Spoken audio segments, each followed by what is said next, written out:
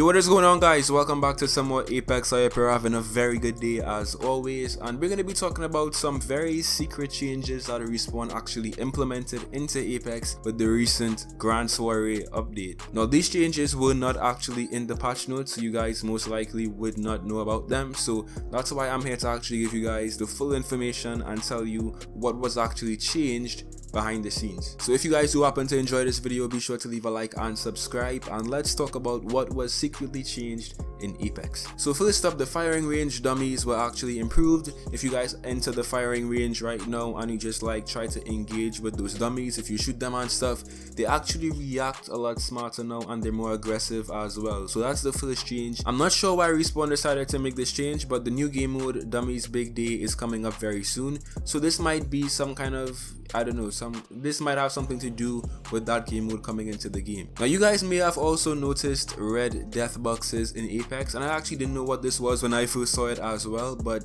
if you guys basically see a red death box in the game, then that death box actually contains a vault key. So this wasn't in the patch notes, but if someone has a vault key on them and they die, then they will have a red death box as well, so keep that in mind. Also guys, all of the event cosmetics were actually added to the main loot pool. So prior to this, if there was an event, you basically could only get those skins and stuff from Apex box, but with this change you can actually directly purchase these skins and cosmetics, and you can also craft them as well. So it's a very good change, and I'm not sure why Respawn didn't actually mention this in the patch notes, because it's very good news and it's good overall. So yeah. Also, apparently the longbow iron sights were actually improved. I don't know why they decided to make that change as well.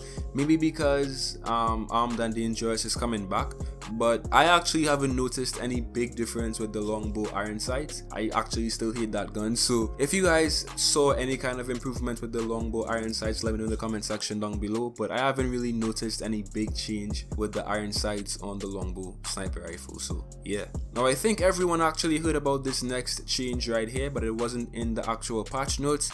But Gibby basically got a brand new revive animation when he actually revives you in his bubble, so it's a lot faster as well, and it's kind of funny. So if you guys haven't actually noticed that, just play Gibby and revive your teammate in the bubble and you'll see that brand new revive animation. First of all, I'm still not very happy that Gibby got buffed, because in my opinion guys, he was already a very OP legend. Like he's a tank, he just absorbs damage, and to make him stronger doesn't make a lot of sense to me, Respawn. So you buff Gibby but you nerf Wraith. I don't really understand why they did that, but Gibby is buffed and his revive animation is also new when he revives someone inside of his bubble. Now, one of the biggest things that they actually added in this new patch, this new update, was they secretly added a tournament mode / custom private matches mode. Now obviously the full function of this mode is restricted, but it does tell us and hint to us that eventually a private matches mode and a tournament mode could come into Apex for everyone to use. So that's actually very, very good news, and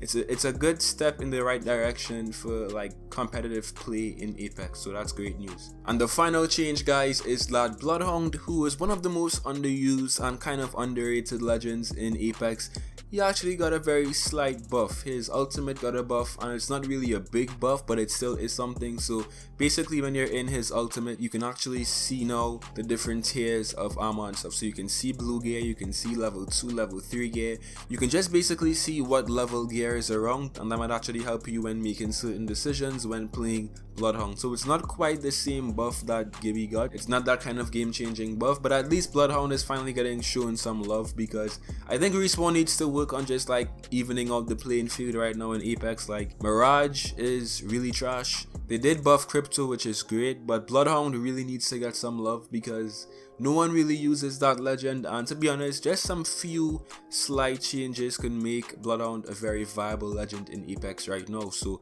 what do you guys think of all of these secret changes? Let me know, and yeah, thanks so much for watching this video guys. Be sure to leave a like and subscribe, and I'll see you in some more Apex very, very soon. Till next time.